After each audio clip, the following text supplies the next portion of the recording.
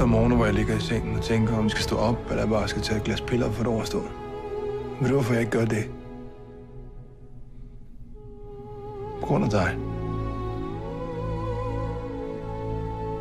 Det eneste, der betyder noget for mig, det er, at du får dit liv tilbage.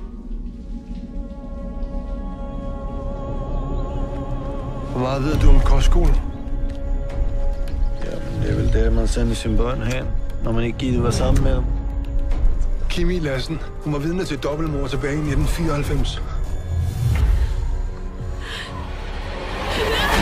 Jeg tror måske, det var elever fra Griffenholm Kostskole. Dit liv frem. Dit liv frem. Har I fået en kollektiv hjerneblødning? Og præmien for at nedlægge årets særlige trofæ er et sommerhus i Provence. Lad os komme i gang! Felix, har du set hende siden dengang? Nej, det har jeg ikke. Hvad vil vi som er død? Eller gift. Er der en forskel? Jeg er her for at hjælpe dig. Jeg gør dig ikke noget. Hun er lige så skyldig som de andre. Kimi prøvede at sige sandheden. Hun prøvede. Alle andre holdt deres kæft. Hun har ikke fortjent det her. Jeg gør det hjemme nu. Du går for langt, Karl. Hvad siger du? Jeg har bedt dig simpelthen. Nej, det. Jeg har ikke brug for det.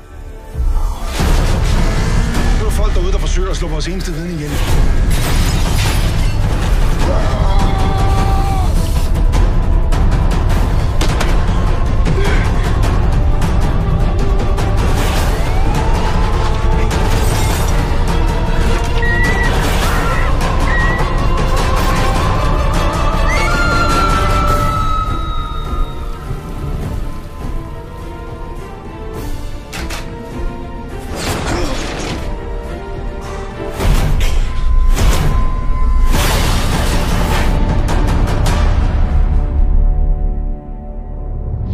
Hey, what's up everyone? Lisa here with a Hollywood update. Andy Serkis confirms his role in Avengers Age of Ultron, stating that he's helping Mark Ruffalo with the motion picture aspects of the film, while starring in an unknown role that may actually be live action.